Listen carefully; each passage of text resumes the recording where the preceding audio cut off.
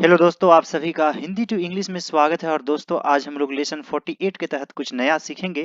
तो आज का वीडियो काफी इंटरेस्टिंग है, आप लोग सभी इस वीडियो को अंत तक जरूर देखिएगा। तो दोस्तों, सबसे पहले कुछ एग्जाम्पल लेते हैं। मान लीजिए कि मैं जाने को हूं,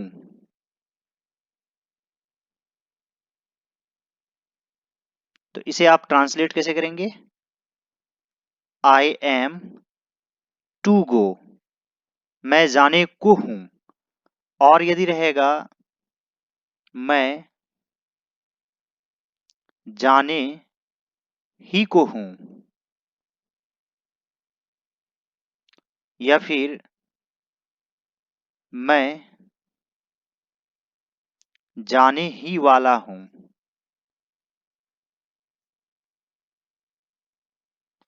तो दोनों में अंतर क्या है? इसमें है मैं जाने को हूं, आई एम टू गो, और इसमें है मैं जाने ही वाला हूं। यहाँ पर ही अतिरिक्त चीज है, यानी कि एक नया चीज है। यहाँ पर ही लगा हुआ है और इसमें ही नहीं है, तो इसका थोड़ा सा अलग बनता है। मैं जाने ही को हूं या मैं जाने ही वाला हूं, एक ही बात है। इसे हम लोग लिखेंगे I am about to go.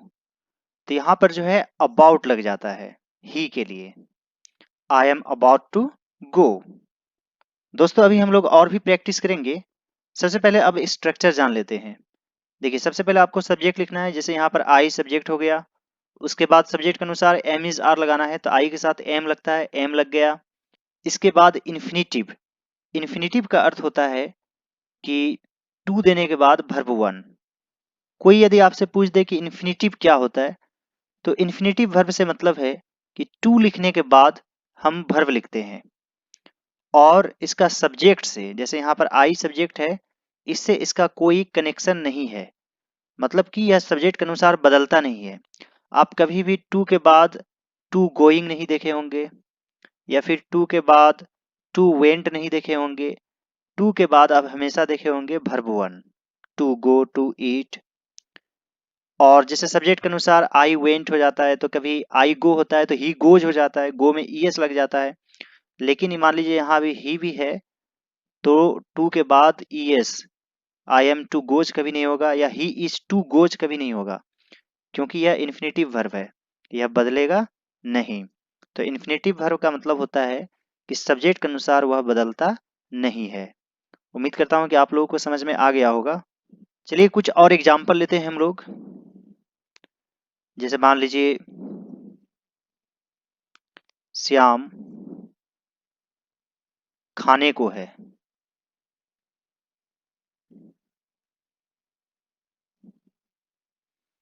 तो इसका बनेगा श्याम इज टू ईट।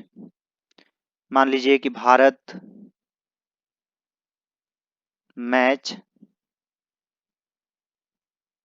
खेलने वाला है, तो इसका क्या हो जाएगा?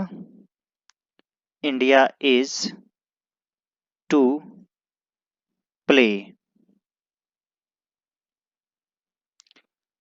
मान लीजिए कि वे लोग आने ही वाले हैं, तो यहां पर ही लग गया, इसमें अबाउट लिखेंगे, they are about to come. मान लीजिए कि परीक्षा शुरू होने वाली है,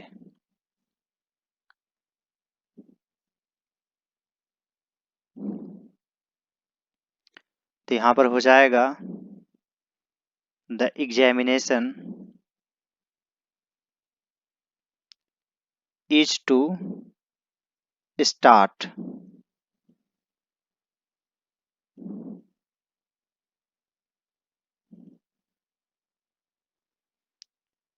मान लीजिए गाड़ी खुलने ही वाली है, तो इसमें ही लग गया, अबाउट लगाएंगे, गाड़ी यानी the train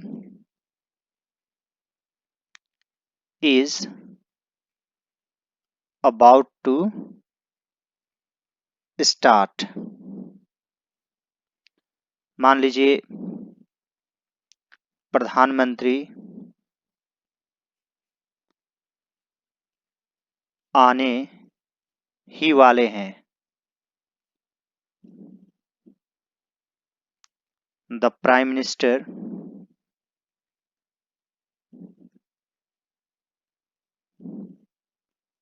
is about to come।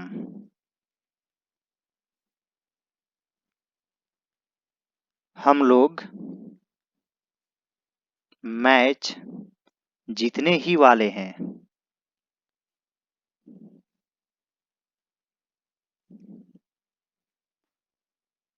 We are about to win the match। मान लीजिए तुम्हारे दोस्त लोग तुम्हें पीटने ही वाले हैं। तुम्हारे दोस्त लोग यानी कि योर फ्रेंड्स, एक से अधिक है, आर लगा देंगे, are about to beat you. मान लीजिए मैं त्याग पत्र देने वाला हूं। इसमें ही नहीं है तो सिंपल बनेगा आई एम टू रिजाइन। मान लीजिए वे मेरी देखभाल करने वाले हैं।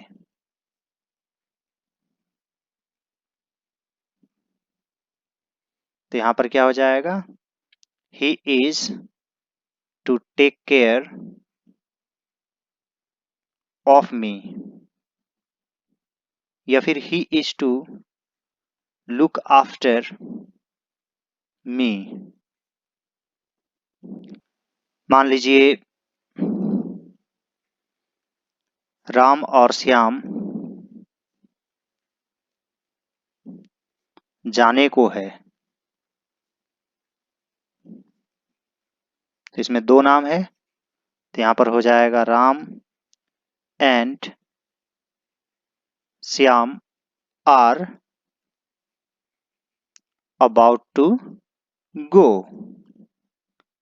उम्मीद करता हूं दोस्तों कि आप लोगों को समझ में आ गया होगा और आप लोग खुद से कुछ सेंटेंसेस बनाकर कमेंट बॉक्स में लिख सकते हैं। और दोस्तों यदि आप शुरू से इंग्लिश सीखना चाहते हैं तो लेसन 1 से जरूर देखेंगे, लेसन वाइज ही देखिए तो बेटर रहेगा, कोई भी चीज मिस नहीं होगा।